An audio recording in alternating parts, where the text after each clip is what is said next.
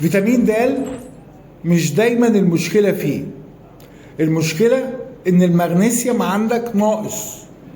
المغنيسيوم ده هو اللي بيشغل فيتامين د، من غيره هتاخد فيتامين د تحليلك هيعلى بس جسمك مش هيستفيد.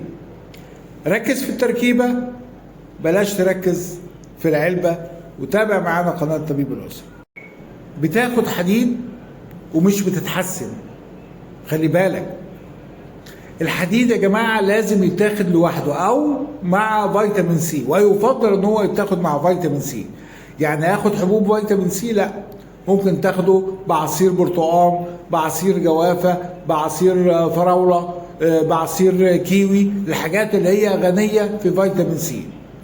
انما لو بتاخده مع الشاي، مع القهوة، مع البيبسي، مع النسكافيه، او حتى مع الكالسيوم زي اللبن، زي الزبادي، خدته بعديها، انت كده بتقفل امتصاص الحديد بايدك.